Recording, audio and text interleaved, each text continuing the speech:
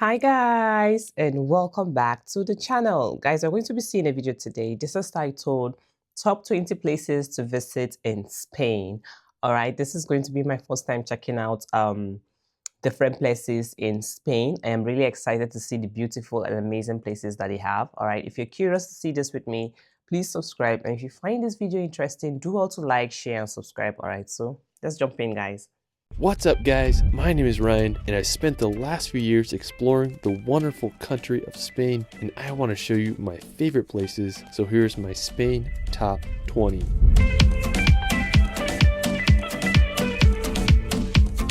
Spain has to be one of my all-time favorite countries. It's home to some of the world's most stunning landscapes, intriguing history, and pure Mediterranean vibes. I've been to Spain 3 times now and I just can't get enough of this country. Let's start this video off at possibly my favorite island in the world, Mallorca.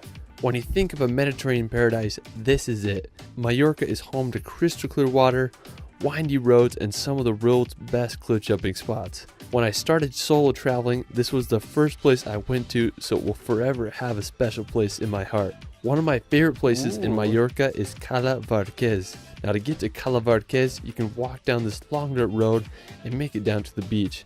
Now you're going to be blown away by the beauty of this place. I mean, it literally has everything from sandy beaches to prime cliff jumping spots. The combination of white limestone, green vegetation, and crystal blue water makes for one of the most beautiful places I've ever been. Now, when I was there, I did one of the biggest cliff jumps of my life, and I gained off this massive 60-foot arch. I mean, it was so freaking terrifying, but to this day, it's one of my all-time favorite travel memories. Another cool thing I did is me and my brother, we found these underwater caves, and we swam through them.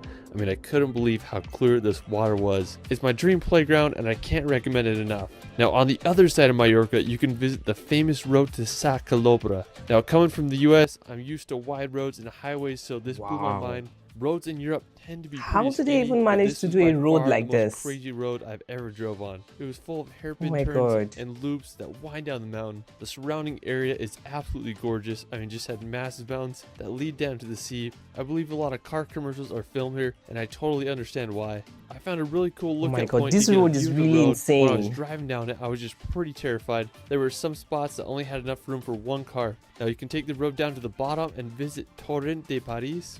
It's this awesome beach between these two cliffs. I had just a good time chilling. I was just amazed by all the sailboats that were just vibing in the bay there. When I was there, I wish I would have stayed for sunset because I hear it's just incredible on that side of the island.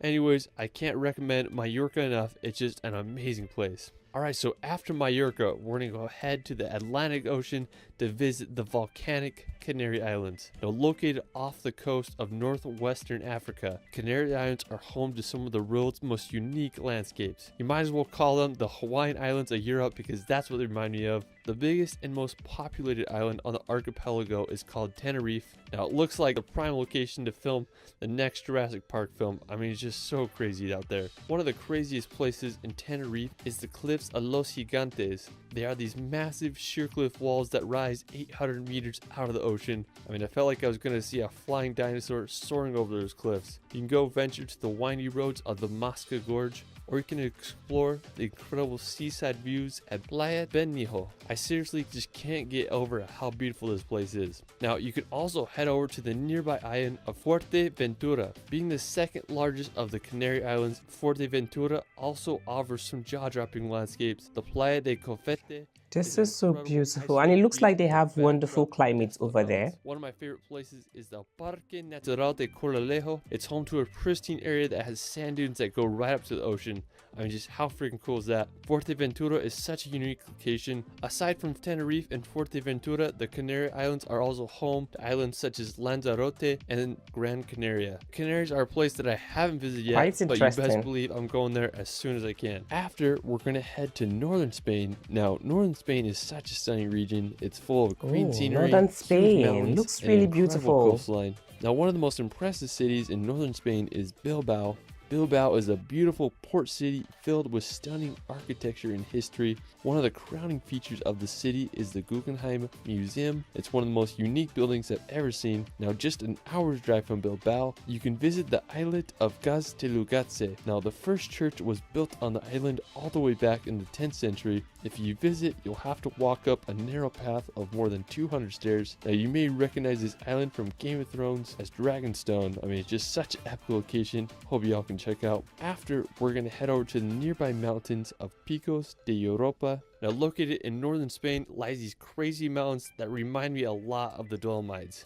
This is just another place that I haven't been yet, and I just want to go so freaking bad. One of the most crazy and impressive places is Naranjo de Bulnes. Oh, it's this massive rock tower that shoots straight out of the mountain. I mean, just so freaking epic. I mean, I can't believe it. The highest point in Picos de Europa is Torre de Serrero at an elevation of 2,650 meters. If you want to get lost in the mountains for a few days, you'll have to add Picos de Europa to your Spain travel list. After, we're going to visit the famous city of Barcelona. Now, when you think of Spain, this is what you probably imagine. Barcelona is home to incredible architecture, Mediterranean beaches, and an energetic vibe all around. The most iconic attraction in Barcelona is La Sagrada Familia. It's this Roman Catholic minor basilica that began construction over 138 years ago, and it still isn't finished. It's anticipated that construction will be finished in 2026, but who knows?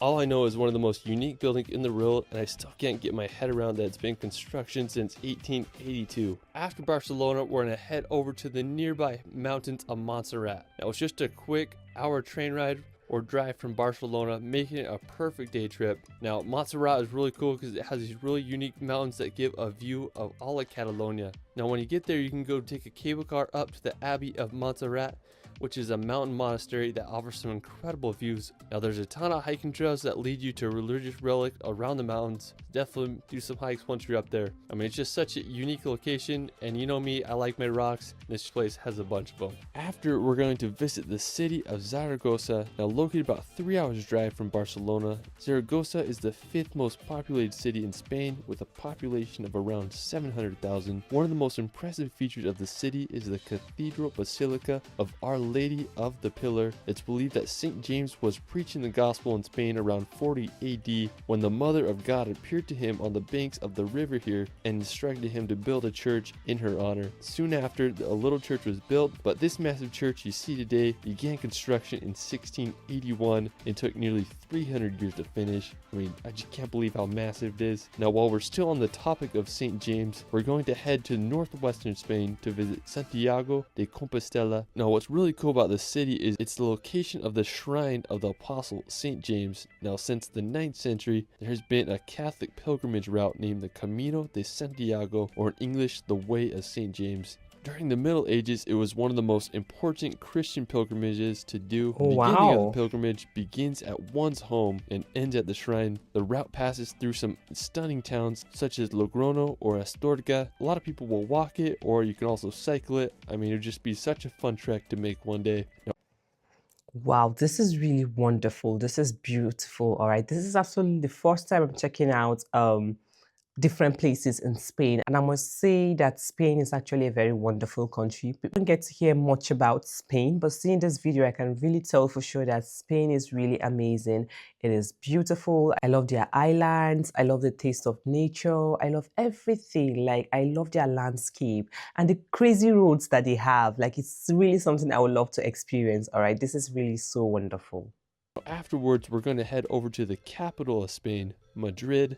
Now, located in the center of the country, Madrid is a beautiful modern city. The Plaza Mayor is a great place to visit and experience the heart of Madrid. The Royal Palace is another incredible spot. It's the official residence of the Spanish royal family, and it's the biggest palace in all of Europe. I just can't believe how big it is. After Madrid, we're going to head over to visit the nearby Alcázar de Segovia. Now, located in central Spain, about an hour's drive from Madrid, I have to say this is one of Spain's most dramatic castles. It has a very distinct shape that resembles the bow of a ship. The castle was built in the 12th century as a fortress, but served as a royal palace prison, and military academy throughout the years. Today, it's a museum and one of Spain's most unique castles. After exploring the castle, we're going to visit nearby Toledo, located about 70 kilometers south of Madrid. Toledo is a stunning ancient city, perfectly placed on a hill. It's known as the city of three cultures due to its influences from Christians, Muslims, and Jews. The history of Toledo is fascinating and complex. It was taken over by the Moors for several centuries until it was conquered in the 11th century by the Castilians. Today, the city has a population around 80,000. One of the most impressive is the Alcazar de Toledo. It was once used as a Roman palace, and then it was eventually restored in the 16th century. Another amazing city in Spain is Cordoba.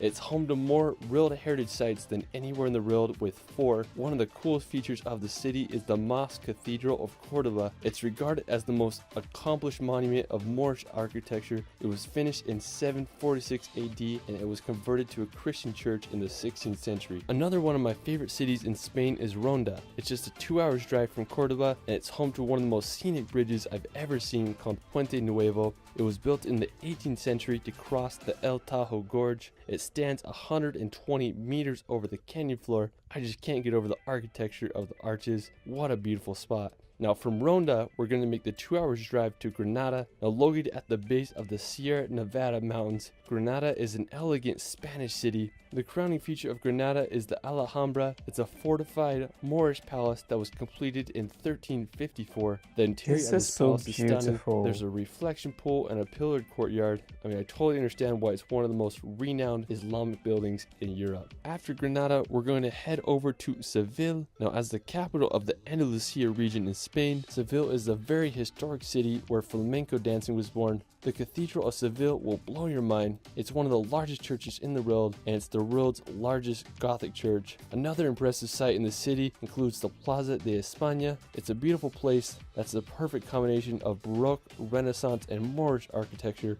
Afterwards, we're going to visit the nearby port city of Cadiz, now located on Spain's southern coast, about an hour's drive from Seville. Cadiz is one of the oldest continuously inhabited cities in Europe, as it was founded by the Phoenicians over 3,000 years ago. And I just think it's such a beautiful city with its white buildings, as they're placed perfectly on the narrow strip of land. Now after Cadiz, we're going to head over to the energetic city of Valencia. Now, being Spain's third most populous city, Valencia is full of culture and history. It's located on Spain's southeastern coast. One of the most impressive attractions in Valencia is the City of Arts and Sciences. I mean, it's one of the most unique modern architectural structures that I've ever seen. Construction began in 1996, and it was inaugurated 9 years later. It was estimated that construction cost almost $1 billion.